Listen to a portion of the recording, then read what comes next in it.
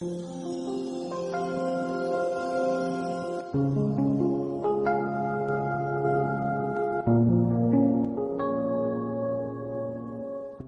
of the 33rd week in Ordinary Time. A reading from the first book of Maccabees. The officers of the king in charge of enforcing the apostasy came to the city of Modin to organize the sacrifices. Many of Israel joined them, but Mattathias and his sons gathered in a group apart. Then the officers of the king addressed Mattathias, "You are a leader, an honorable and great man in this city, supported by sons and kin. Come now, be the first to obey the king's command, as all the Gentiles and the men of Judah and those who are left in Jerusalem have done. Then you and your sons shall be numbered among the king's friends, and shall be enriched with silver and gold and many gifts." But Mattathias answered in a loud voice, "Although all the Gentiles in the king's realm obey him, so that each forsakes the religion of his fathers and consents to the king's orders, yet I and my sons and my kin will keep to the covenant of our fathers. God forbid that we should forsake the law and the commandments. We will not obey the words of the king, nor depart from our religion in the slightest degree." As he finished saying these words, a certain Jew came forward in the sight of all to offer sacrifice on the altar in Modin, according to the king's order. When Mattathias saw him, he was filled with zeal. His heart was moved, and his just fury was aroused. He sprang forward and killed him upon the altar. At the same time, he also killed the messenger of the king, who was forcing them to sacrifice, and he tore down the altar. Thus he showed his zeal for the law, just as Phinehas did with Zimri, son of Salu. Then Mattathias went through the city shouting, "Let everyone who is zealous for the law and who stands by the covenant follow after me." Thereupon he fled to the mountains with his sons, leaving behind in the city all their possessions. Many who sought to live according to righteousness and religious custom went out into the desert to settle there. The word of the Lord. The responsorial psalm. The response is, "To the upright I will show the saving power of God." God the Lord has spoken and summoned the earth. From the rising of the sun to its setting, from Zion, perfect in beauty, God shines forth. To the upright I will show the saving power of God.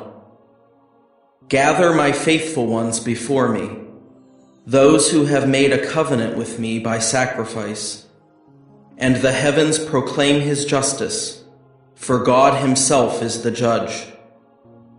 To the upright I will show the saving power of God. Offer to God praise as your sacrifice, and fulfill your vows to the Most High. Then call upon me in time of distress. I will rescue you, and you shall glorify me. To the upright I will show the saving power of God. A reading from the Holy Gospel according to Luke. As Jesus drew near Jerusalem, he saw the city and wept over it, saying, "If this day you only knew what makes for peace! But now it is hidden from your eyes.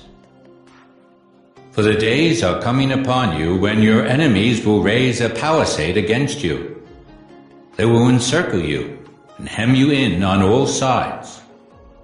They will smash you to the ground and your children within you, and they will not leave one stone upon another within you, because you did not recognize the time of your visitation." The Gospel of the Lord.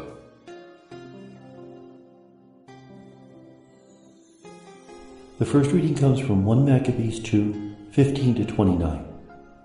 This is the story of the beginning of the rebellion of Mattathias and his sons, one of whom is called Judas Maccabeus, giving the name to the entire dynasty, the Maccabean dynasty. Antiochus Epiphanes was the emperor of the Seleucid, the Syrian Empire, and he decreed that there be just one religion, one culture, one language in all of his empire.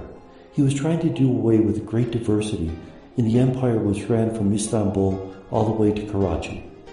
Well, the Jewish people are ordered to eat pork, to sacrifice animals to pagan gods, to stop circumcision, and to burn their sacred books. Some of them go along with that, but Mattathias, a priest, refuses to do that. And not only that, but when he sees a Jew come forward and sacrifice on the altar, he kills the man, and he and his sons and anyone who would follow them go off into the countryside to fight against the Seleucid Empire. In fact, they fight a very clever guerrilla battle against the Seleucids, eventually winning autonomy and then, in fact, independence against them. Every time there was a dynastic controversy, one person against another, they would put themselves out to the highest bidder. The candidate who would give them the most power, the most autonomy, was the one they supported. It was a very clever move, and because of that, in fact, for a short period, Israel is able to regain its independence, and not only that, but able to conquer some of the neighboring territories.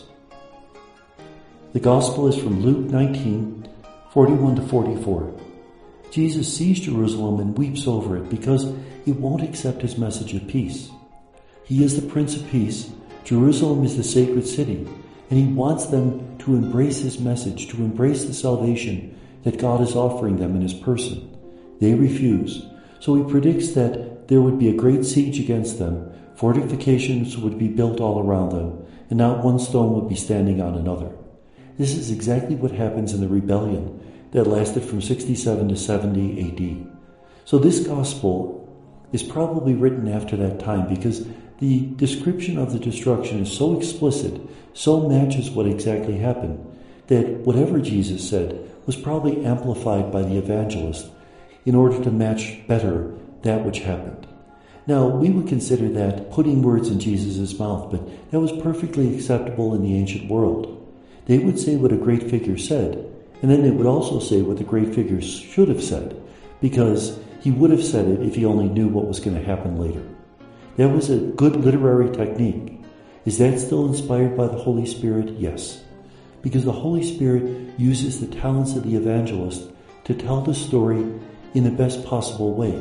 Amplifying the story a little bit doesn't refute the message of truth that's contained in the gospel.